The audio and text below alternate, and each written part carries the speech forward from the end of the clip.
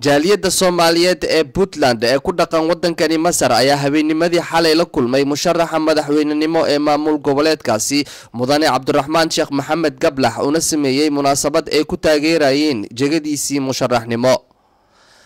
Munaasabadaasi ayaa waxaa ka hadlay mas'uuliyiin iyo waxgarad. Jaamac Maxamed oo ku hadlayay afka jaaliyadda ayaa ku soo dhaweeyay musharaxa wuxuuna sheegay inuu taageero buuxda u hayaan musharaxaasi cusub. أنا أكو هذا أفكيجا يو أفكا بهوينتا الصوماليات كنا القاهرة وحاولنا إن هاي مدن سودو وأنا كنت أجرسنا هاي وحتى هاي ندلني يراء وحقوان كرا وإحنا بدل جونا تغيير بينه بعنا تغيير كانوا حاسبين كرا دلني يراء وأنا كنت أجرسنا هاي وأنا كجرب تاجرنا هاي وأنا سوينا دو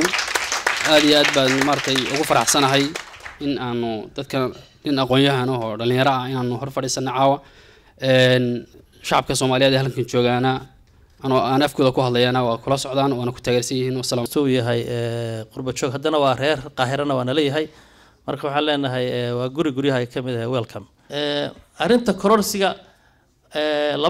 لبوش هدنا كثيرنا. قف كمركب حكر السنة هدي وكل سونك وقبه إن لا دورنا يو. لين ما ينو كرسلنا وحديها دور شنقلية ولا دورنا. musharaxa madaxweynenimo ee doorashooyinka Puntland ee soo socda Mudane Gablax ayaa ka biyadiiday in uu madaxweyne Faroole uu sii kordhisto waqtigiisii wuxuuna sheegay in marnaba aysan aqbali doonin shacabka reer Puntland in waqti loogu daro maamulka hadda haya jagada inaan shacabka reer Puntland oo ahayn diyaar wax kororsi la yiraahdo haba yaraatee shacabku diyaar uma aha anagu diyaar uma ahin daqiiqad loogu dari maayo dawladda marka saas leeyahayna kalsooni buuxda ku qaba wuxuu sidoo kale ballan qaaday in uu soo celin doono ammaanka maamulka isagoo u adeegsanaya in uu awoori doono ilo dhaqaale wuxuuna yiri marka annagu waxaan ku dadaalaynaa nabadgelyada maxaa ku raahdaa inaan ku sugno maxaa ku raahdaa cadaalad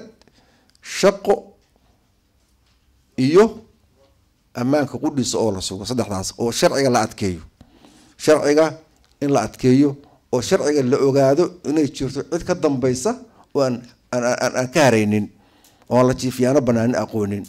Cabdulaziz Qasim, Universal TV, Qaahira.